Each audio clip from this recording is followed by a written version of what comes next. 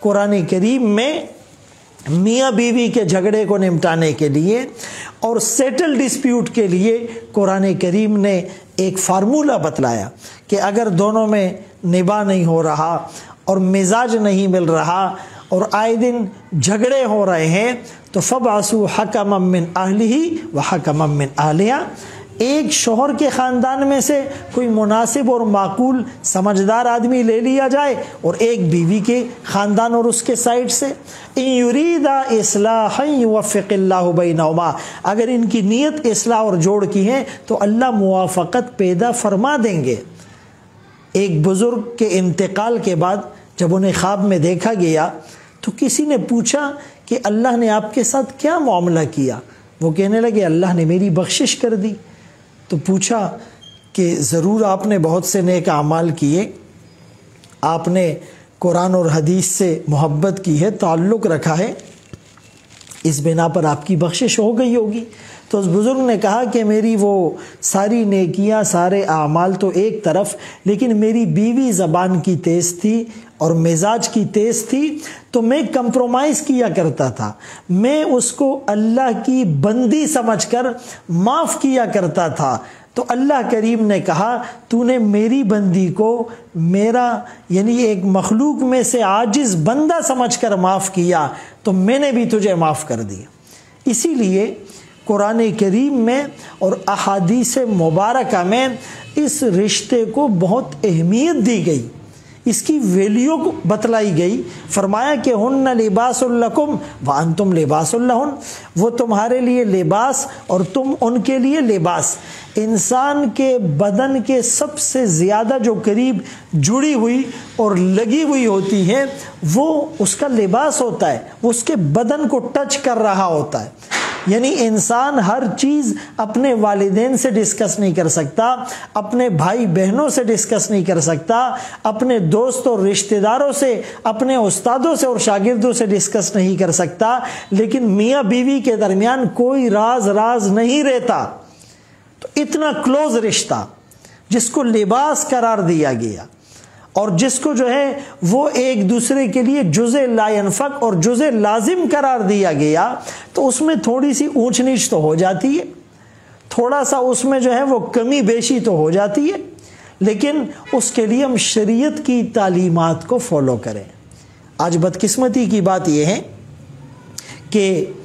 ہم اپنے گھر والوں کو وہ عزت نہیں دے پا رہے جس کی وہ مستحق ہے۔ یعنی شوہر کے اوپر جو بیوی کے حقوق ہے،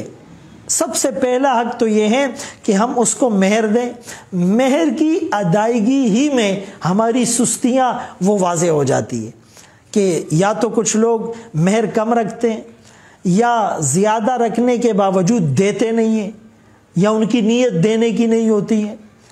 پھر دوسرا حق نان نفقہ اپنی حیثیت کے مطابق ان کو دیا جائے۔ پھر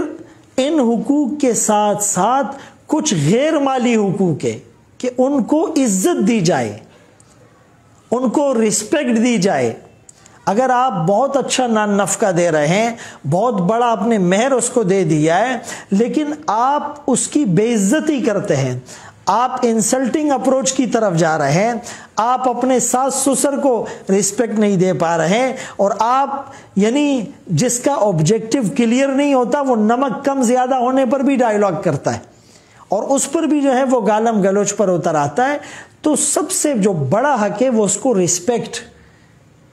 احادیث مبارکہ کا مفہوم ہے کہ اللہ تعالیٰ نے ان عورتوں کو تمہارے تابع کیا ہے اور اللہ نے انہیں کمزور پیدا کیا ہے، فزیکلی بھی یہ کمزور ہے، اور پھر یہ تمہارے اولاد کو جو ہے وہ پالتی ہے اور پھر تمہارے اولاد کی وہ تربیت کرتی ہے، اور پیٹ میں 9 مہینے اور 1 سال تک جو ہے وہ اس بوجھ کو لیے پھرتی ہے۔ وَوَضَعَتْهُ أُمُّهُ كُرْهًا، اور پھر آگے فرمایا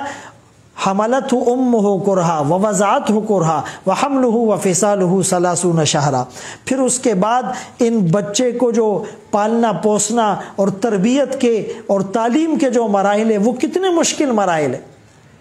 تو اسی لیے مرد اگر ان باتوں کا خیال رکھے گا تو عورت کے اوپر بھی لازم ہے کہ وہ اپنے شوہر کو وہ عزت دے۔ حدیث پاک میں کتنی بڑی خوشخبری عورتوں کے لیے ہے کہ وہ عورت صلت خمسہا، جو 5 وقت کی نمازیں پڑھ لے،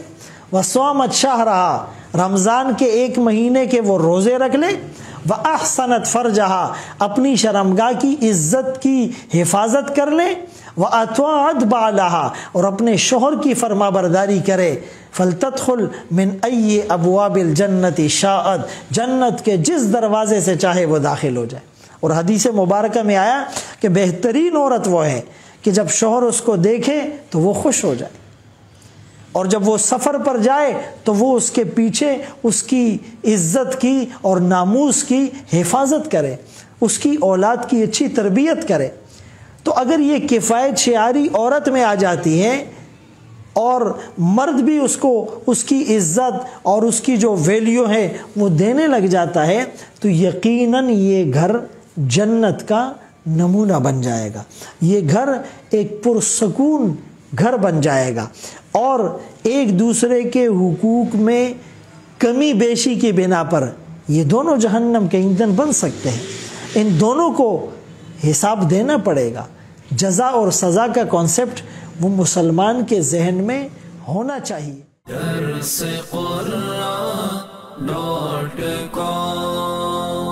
www.darsequran.com